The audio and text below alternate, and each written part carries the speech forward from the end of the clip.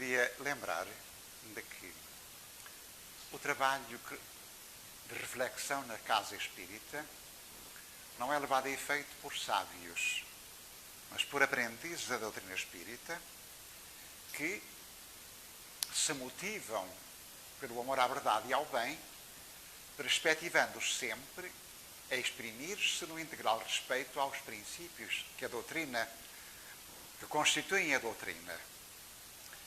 Nessa medida, o nosso propósito é sempre que a mensagem possível que possamos transmitir seja escorreita e da qual decorram luzes orientadoras para os dignos ouvintes e, consequentemente, as tomem como norma orientativa para na sua livre opção, eles poderem construírem, melhor, educarem-se, convergirem para padrões mais nobres, favorecendo, onde estiverem, a paz, a concórdia, a harmonia, a fraternidade. Isto é, agora é que eu posso. Por isso, hoje vamos fazer uma abordagem um tanto livre à lei, isto é, na sequência do estudo que estamos fazendo das leis morais, à lei de amor, de justiça e de caridade. Lemos um pouco as notas de excelência do eminente codificador da doutrina espírita, que todos conhecemos ser Allan Kardec, e buscamos refletir um pouco sobre este tema, enfim, aduzindo as questões que nos parecem adequadas para uma visão possível e abrangente e que favoreça a nossa compreensão, consequentemente a assimilação da reflexão em pauta. Começamos por fazer uma introdução na qual procuramos explicitar as dimensões do homem. O homem, como sabemos, é a resultante da projeção do espírito que, mercê do envoltório físico, reencarna ou se projeta na existência física, tendo como finalidade realizar-se como projeto que é, projeto divino, realizar-se desenvolvendo as potencialidades espirituais, inteligência e moralidade, a fim de convergir para padrões comportamentais que explicitem, melhor, ou que atestem a noção de si e do seu destino e evidenciem graus de responsabilidade maior que conduzam a vivências mais nobres, mais amigas, mais fraternas, mais justas, consequentemente mais felizes. Nessa medida, o espírito, como sabemos, foi criado simples e ignorante. O espírito não foi criado por Deus, logo perfeito. Se quiséssemos dizer, ele foi criado, diríamos assim, potencialmente perfeito. Diríamos assim, segundo o destino eterno para que tende, ele é potencialmente perfeito. Mas realiza essa perfeição, diríamos assim, no espaço e no tempo, na subordinação progressiva à eterna lei que lhe rege o destino.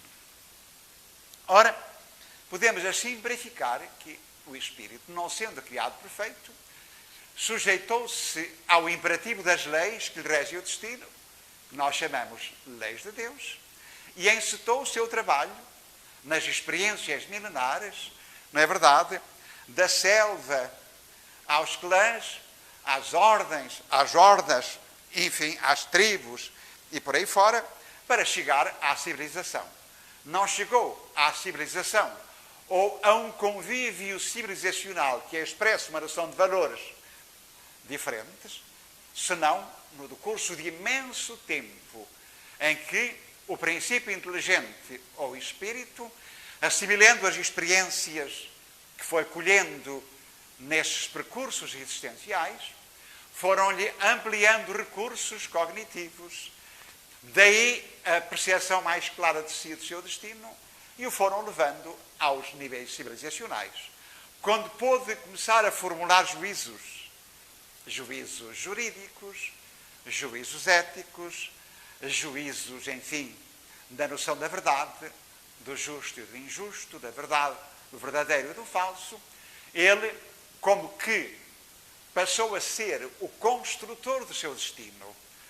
Na sua infinita bondade, Deus começou por conceder-lhe alguma autonomia e colocou nas suas mãos o uso do livre-arbítrio, a liberdade de pensar, sentir e agir, da qual, naturalmente, decorrem consequências, porquanto a liberdade não existe sem responsabilidade, e a responsabilidade traz consequências, positivas ou negativas, em função das opções subordinadas ao que é reto, digno e bom, ou desajustadas e, consequentemente, decorrentes de atitudes contrárias ao que é justo, reto e bom, lesivas do bem coletivo, lesivas do bem individual e, consequentemente, a exigirem adiante processos corretivos. O direito que é concedido ao ser na interação humana decorrem de dois, ou da lei dos homens e da lei divina. Uma lei, a dos homens, é transitória. Os homens, chamados a viverem em sociedade, descobriram a necessidade de estabelecer normas, regulamentos capazes de dirimir conflitos e estabelecer ou conferir direitos. E começaram por estabelecer normas, que se designaram por códigos.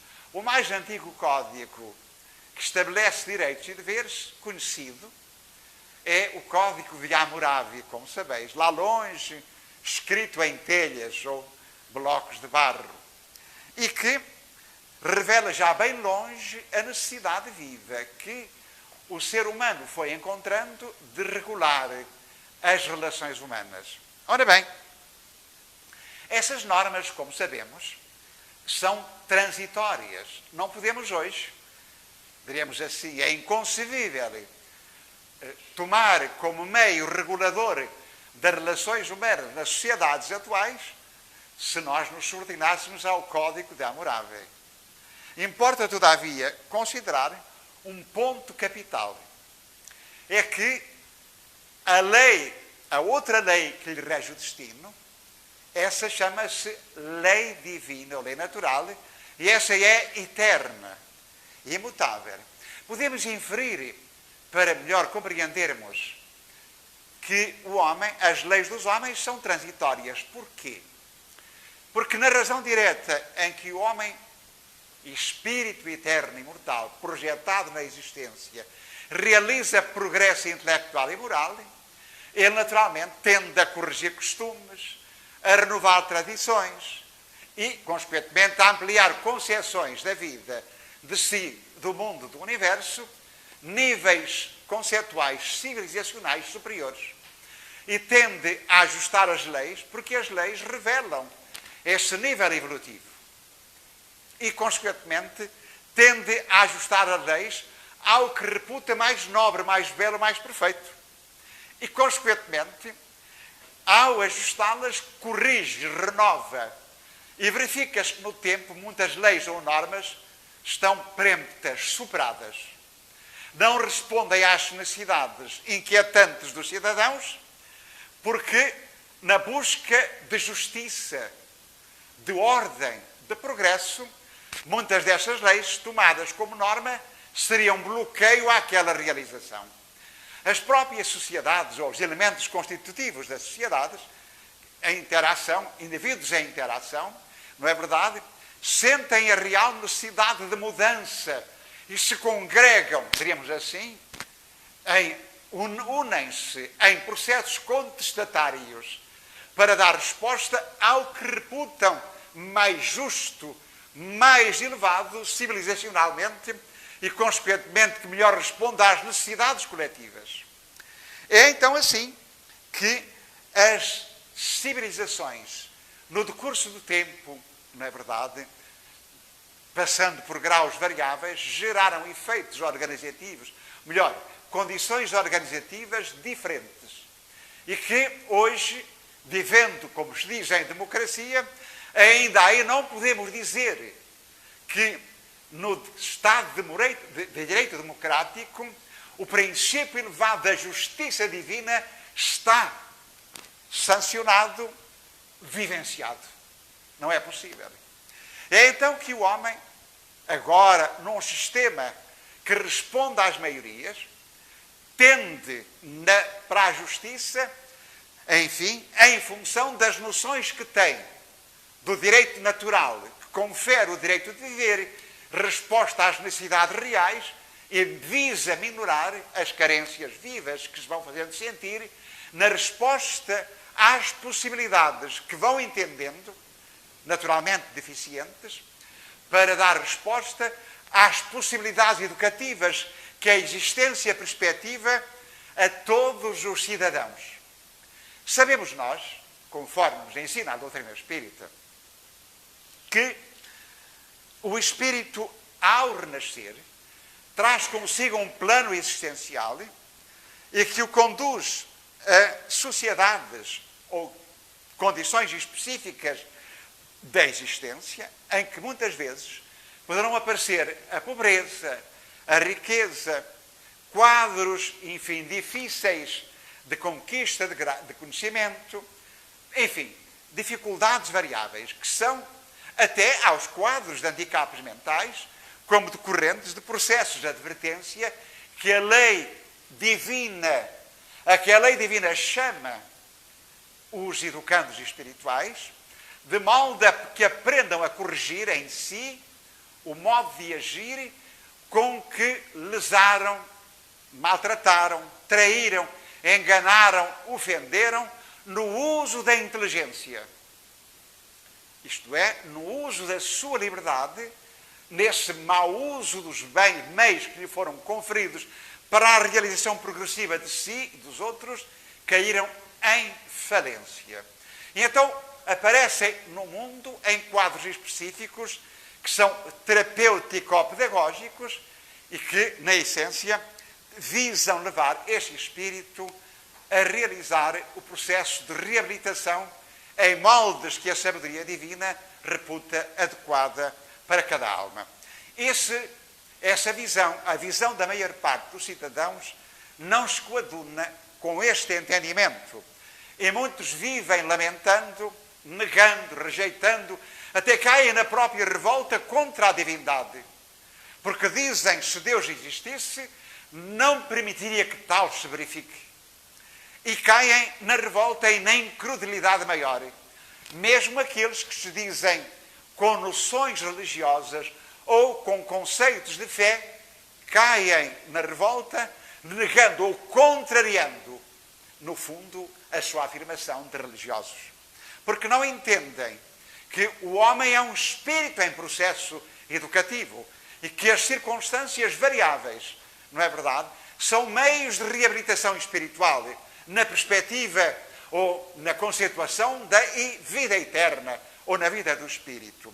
Já que a vida física não é senão um espaço transitório, variável no tempo para cada espírito, segundo as necessidades reeducativas de cada um. Havemos de convir então que o direito conferido ao espírito de reabilitar-se, de evoluir, ele é conferido pela lei natural, que é eterna. O espírito não pode deixar de progredir.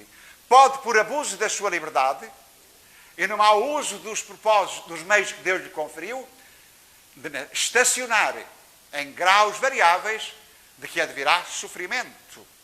Repito, transitório, porque não há penas eternas nas imutáveis leis de Deus. Todavia, ele sabe, por imperativo da eterna lei, que nunca deixará de alcançar a superior finalidade para que tende.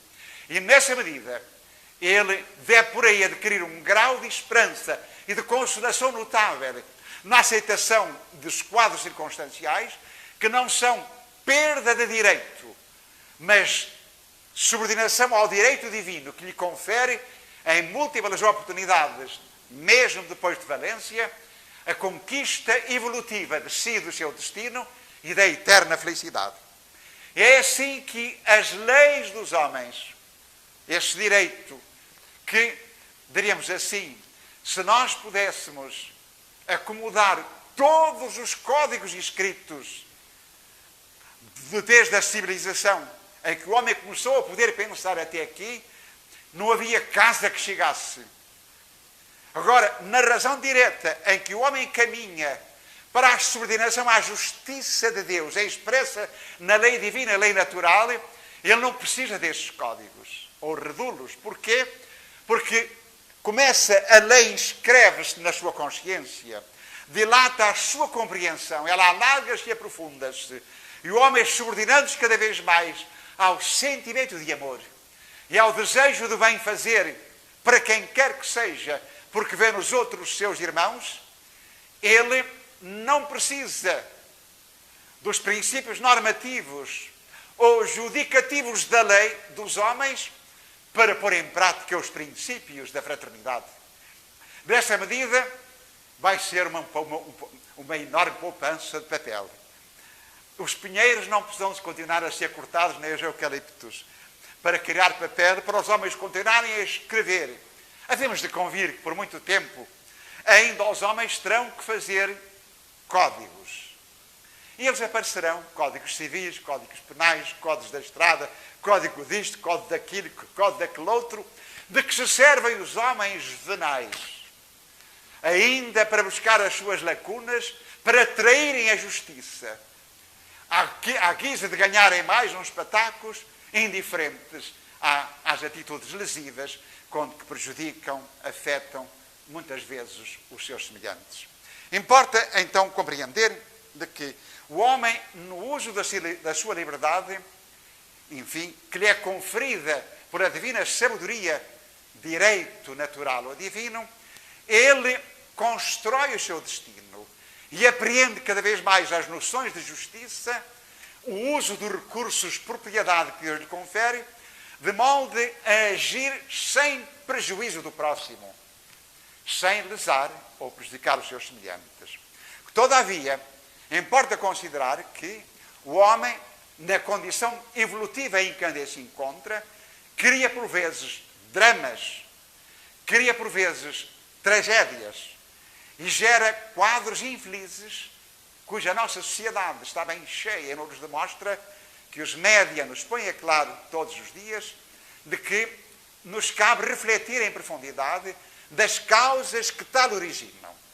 Vou usar uma história que eu extraí de um filme que vi e que retrata uma dessas tragédias, onde o amor e o ódio surgem como decorrência do mau proceder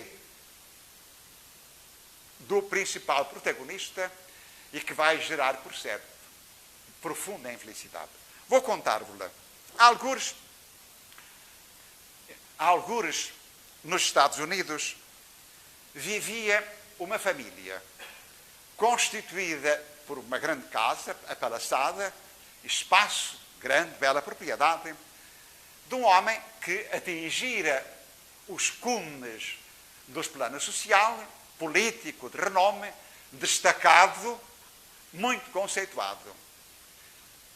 Constituiu família, casou com uma senhora bonita e que viviam com uma interação afetiva, podíamos dizer, agradável e satisfatória, na interrelação da complementariedade que felicita os seres que se congregam para uma finalidade superior da vida. Bom, e chamaram para ajudá-los nas lidas da casa, uma senhora imigrante, que trazia, uma senhora imigrante bonita, muito simpática, e que conseguira beneficiar da interferência da posição política ou administrativa daquele senhor e, consequentemente, ali permanecera.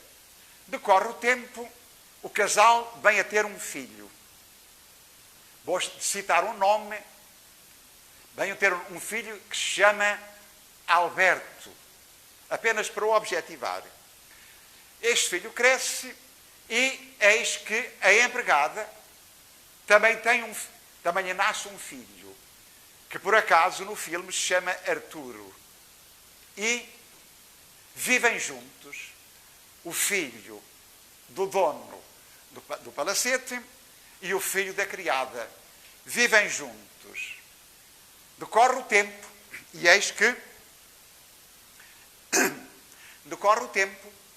eis que agora com 13 anos cada um, têm uma amiga em comum, uma menina, vou chamar o nome Carla, e essa menina, com 13 anos, eis que o Alberto convida o amigo, que entretanto saíram lá de casa, o pai, saíram lá de casa, o dono daquele lar, encaminhou-as para a saída, afastou-os do seu lar. Decorre o tempo, contudo, o Alberto continuou a ser amigo do Arturo e, até em dada altura, convida-os para irem lá à casa passar um serão. E levando a menina, a Sara, menina de 13 anos. Ali estão, e eis que decorre o tempo, e vamos observar a polícia a investigar um quadro típico que apresenta uma moldura penal que é caracterizada de crime. Vão seguindo a investigação e chega a um ponto em que descobrem que a menina está grávida, na verdade fora violada, e chegam a descobrir que o indivíduo que tal perpetrara era o Alberto. O Arturo encobre o problema, escondem. A Sara também esconde o problema, dizendo que ele era o seu príncipe encantado e que ia casar com ele, porque ele prometera que casavam com ele. São crianças de 13 anos, não esqueçam. Eis que a investigação prossegue, o senhor, nas suas altas esferas, revela que o seu filho não poderia ser, porque era um rapaz à altura, e a investigação chega à descoberta de problemas sérios disso. Primeiro, o porquê. E verificou-se que aquele menino, o Arturo, não é verdade, fora afastado do próprio lar, ouviu a razão que o levava aquele senhor a afastar a sua mãe e a ele do próprio lar, comprando-lhe uma residência cara e dando-lhe uma mensalidade, uns milhares de dólares. Mas o menino um dia ouviu-os a conversar, ele, Arturo, e sabia que ele era o seu pai. Descobriu que ele era o seu pai. Guardou para si. A dada altura, quando o Alberto é acusado e a polícia o procura, ele não está em casa, tinha fugido. Pesquisa sobre pesquisa, investigação sobre investigação, vão chegar a um espaço mata junto de um lago, onde vão encontrar o Alberto morto. E prosseguem a investigação e chegam, para encurtar, descobrem que o Arturo tende, porque o Alberto queria que a Carla fizesse, a Sara fizesse um aborto. E ela não queria. E então, o Arturo vai lutar com o Alberto e atira-lhe uma pedra que lhe atinge a cabeça e ele cai. E depois tira-lhe a vida completa com a pedra na sua cabeça. Pergunta-lhe o polícia agora ao Arturo, que está a ser ouvido em confissão: por que procedeste desse modo? E ele diz: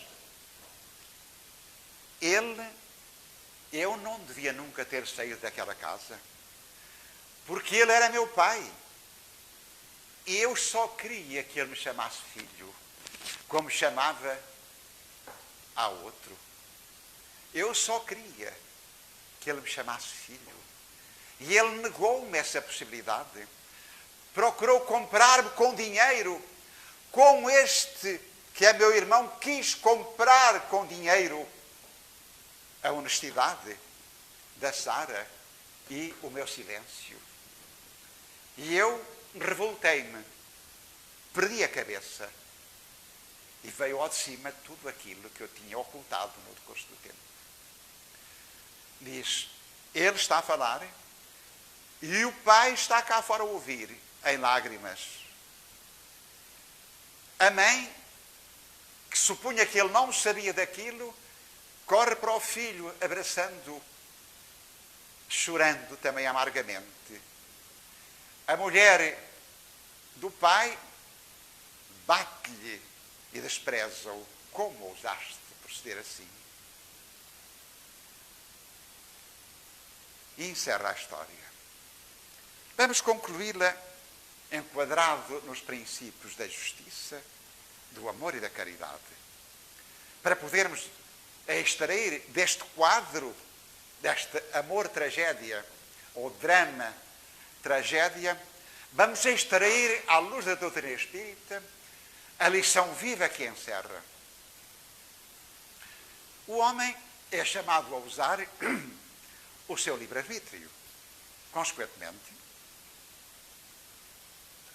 para que no uso desse livre-arbítrio decorra o mérito ou o demérito das suas ações, porquanto nós sabemos, conforme nos ensina a doutrina espírita, que a ascensão do espírito nos conquista por privilégios, por favores, por cunhas.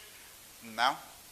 A ascensão do espírito é conquista do indivíduo e é decorrente do seu esforço, da sua coragem, do seu suor, das suas lágrimas, com que aprende a dominar as paixões do orgulho, do egoísmo, da vaidade, do ciúme, da inveja, do despeito, que são, na essência, os inimigos do espírito e o bloqueio da sua razão, induzindo aos tremendos equívocos que adiante lhe custam suor e lágrimas, pois que se age mal, agiu no uso da sua liberdade e ninguém o forçou. Mas valorizou mais as posições sociais, culturais, políticas, etc., etc., do que o valor real do espírito que é e da sua superior finalidade. E não compreende, vê-se em conta, as consequências da infelicidade que gera àqueles que, se agisse retamente, em obediência aos valores da honestidade e da lealdade, obstava à sua infelicidade e construía a felicidade dos outros. Então, o homem precisa de compreender isso, para que entenda que o princípio da lei eterna e imutável não concede favores ao espírito. Se ele, no uso da sua liberdade, traz consigo um plano existencial, visa exercê-lo ou realizá-lo na perspectiva do seu engrandecimento intelectual-moral.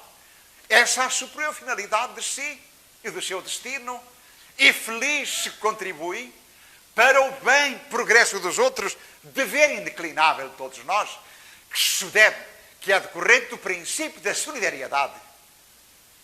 Pois que todos os seres humanos, sejam eles pretos, brancos, amarelos ou encarnados, ricos ou pobres, feios ou bonitos, ignorantes ou sábios, somos filhos do mesmo Pai, de Deus.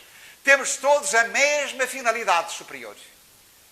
E Deus não ama mais a uns do que a outros. Razão porque deveria compreender o homem que se reconhece ou supõe superior aos outros, testemunhar essa superioridade em propósito de elevado sentimento de fraternal afeto, de modo a contribuir para o progresso dos seus semelhantes. Devia encontrar a sua felicidade, ou fundamentar a sua felicidade, no bem-fazer aos seus semelhantes.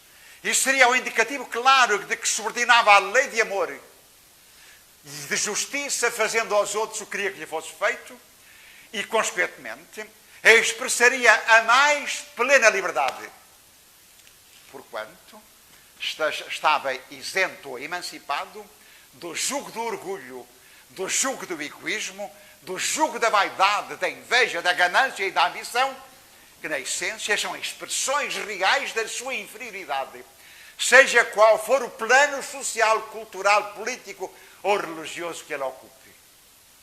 Nessa medida, a falência está patente neste indivíduo mais responsável, não é verdade, conforme a história nos conta, de não ter assumido a paternidade daquele que Deus mandara ao seu encontro, não é verdade, que era tão filho de seu como aquele outro. Não temos de que vangloriar-nos, porque na nossa história evolutiva, embora disso não lembremos, temos registros dos mesmos equívocos.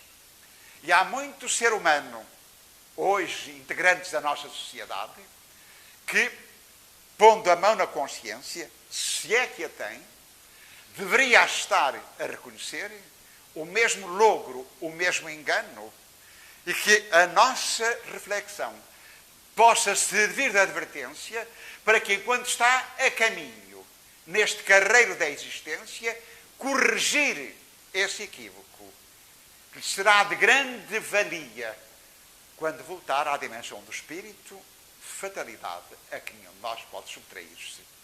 Importa considerar, então, que o amor maternal, o amor fraternal, o amor filial, que são expressões do amor, já que o espírito começou por ter sensações, instintos, sentimentos, e o amor aparece como requinte do sentimento, como a expressão mais bela da prática do bem, ou a expressão mais bela da obediência à lei de Deus. É a prática do bem.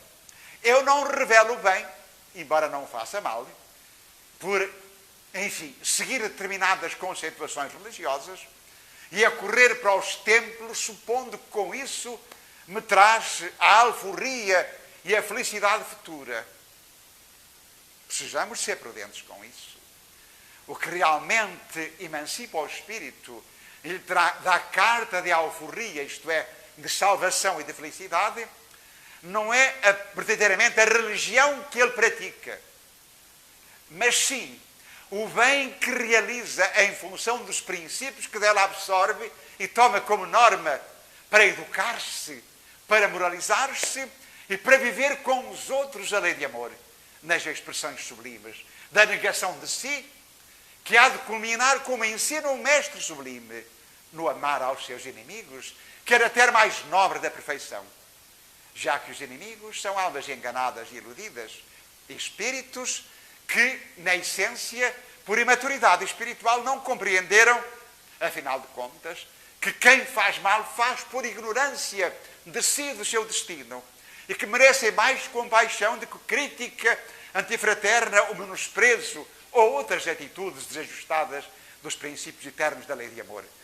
Então, devemos de convir que esse propósito vivo deve levar o espírito a compreender o seu destino, sua finalidade, as consequências dos seus atos, a fim de avançar no uso dos meios que Deus coloca ao seu dispor, da liberdade que lhe confere, não para exercitar-se nos equívocos morais, mas para aprender a construir em si a dignificação humana, a grandeza moral do homem que não se mede pela posição social, cultural, económica, religiosa, etc., etc., ou política, mas por quanto progride, por quanto evolui em amor e em sabedoria. Isso é que testa a grandeza do homem e mede-se a sua responsabilidade pela maior ou menor convergência à vivência destes princípios eternos na relação com os seus semelhantes. Eis a beleza sublime do convite amoroso que vos é formulado no que concerne aos filhos, que não sabem amar os pais, respeitá-los. Mesmo aqueles que não souberam agir como deviam, esses filhos também estão cometendo a imprudência, face à eterna lei, de fazerem o que não gostariam que lhe fosse feito nas mesmas circunstâncias. Devem aprender a nutrir piedade e compaixão e se reconhecerem melhores que os próprios pais, que coitaditos, por quando circunstâncias variáveis, não tiveram a força, a coragem e mesmo o discernimento ou o campo de conhecimento para agir de forma diferente. Ou se deixaram dominar pelas paixões do orgulho de raça, da posição social, subordinados ao imediatismo e traindo os valores, ou de verem declinável terem agido corretamente com os seus filhos, que mandaram, que contribuíram para que viessem ao mundo, devem os filhos amá-los do mesmo modo, compadecer. O preceito honra a teu pai e a tua mãe, para teres uma dilatada vida sobre a terra, é complemento da lei de amor. Devem os filhos, reconhecendo-se filhos de Deus, encetar o trabalho vivo de convergirem para o sentimento de piedade e de compaixão daqueles que não souberam tratá-los como seria desejável. Lembrar ainda, cada um de nós tem os pais que merece, segundo os desígnios eternos da lei. As famílias humanas, ainda famílias constituídas por espíritos não simpáticos entre si, na expressão mais nobre, são campos, por vezes, de luta, de dificuldade e de acervos e espinhos. Preciso se torna que o espírito reflita na condição de alma em processo reabilitador e se coloque na posição de devedor, motivado por um anseio de reparar os seus enganos, a fim de não dar aso ao orgulho e ao egoísmo, gerador de conflitos, de desordem e de tragédias. Importa ainda considerar de que os pais também devem aprender a missão que lhe fora conferida de amarem, ampararem, educarem os seus filhos, fazendo deles bons caracteres, isto é, homens dignos, e não homens que exibem canudos de qualificações específicas, mas cujo caráter está evado de paixões e que, ascendendo às posições sociais, se transformam em agentes da infelicidade humana. Necessário é apreender cada vez mais o sentido profundo da vida e da sua finalidade, educar os caracteres, reforçar no espírito, no indivíduo, a conquista dos bons sentimentos. O Evangelho ensinado por nosso Senhor Jesus Cristo, na essência sublime da sua ética e da sua moralidade, é roteiro indeclinável e único para que as famílias, os indivíduos, os educadores, em todos os níveis, convirjam para a sua vivência, a fim de que, educando-se, estejam aptos a conduzir e a educar os outros que Deus coloca à sua frente, no seu caminho.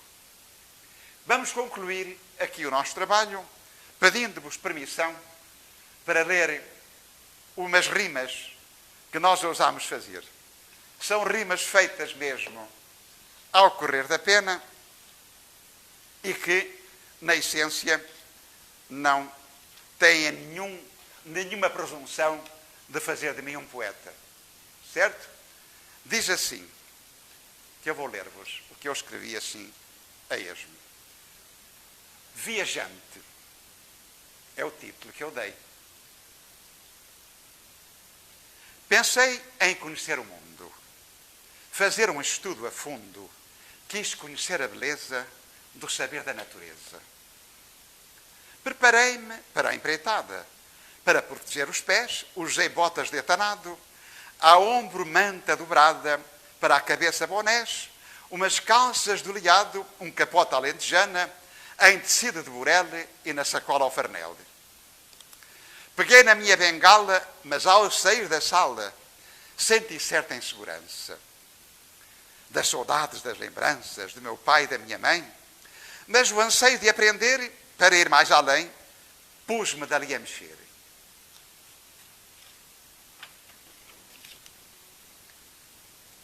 Vi gente menos sensata, de colarinho e gravata, ventres flácidos, boca cheia, indiferentes ao sofrimento, Aos que lhe pedem alimento, dão pancada, dão tareia.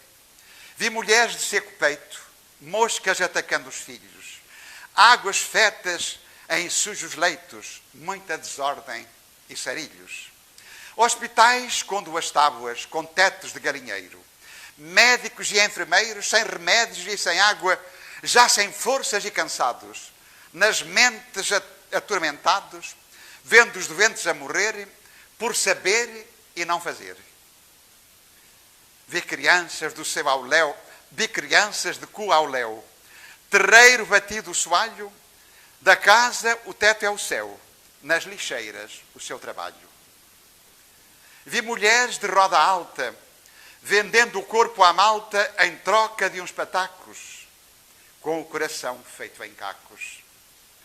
Vi aparatos de ilusões, querendo ser religiões, para fiéis mal informados, que aceitando os seus ditados, mentiras pintando o céu, superstições à mistura, santos de pedras sem véu, por dinheiro fazendo curas. Vi também lindos vitrais, pintadas belas figuras e esculturas nas catedrais, a ausência das escrituras.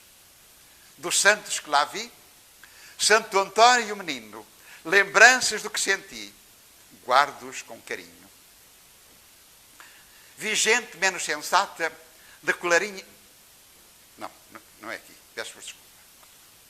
Vi montes e vi serras, vi vales, vi outras terras, nos campos outras culturas, ervas tenras e verduras, nos vales-rios a correr, vi muita gente a sofrer. Condições da existência, exercícios de paciência, ventos fortes lapidantes, esculturas vão fazer nos granitos destoantes que o bem não deixam crescer. Penetrei em densas matas, perdido em mais canseiras, em buscas de clareiras das ideias mais sensatas. Já na subida é que vi, porque andei de tempo perdido, faltava dar sentido à vida que eu vivi. Olhei então para o alto, para alcançar qualitativo o salto. O mérito é trabalhar. Passo firme sempre avante, pois Jesus segue adiante. Nada há que enganar. O roteiro está traçado ao do mundo viajante. Vontade firme, perseverante nos caminhos desta vida. Coragem para a subida. De volta à casa paterna, serás então abençoado. Conquistastes a vida eterna. Agradecemos a nosso Senhor Jesus Cristo. Rogamos a luz da sua infinita bondade, a luz do seu amor, aos nobres e abnegados espíritos que tutelam o nosso aprendizado, exprimimos reverência, gratidão sincera, pelo agasalho que nos facultam, pela luz do seu amor com que nos fortalecem e guiam. Paz, luz e amor para todos, e que o Senhor seja louvado.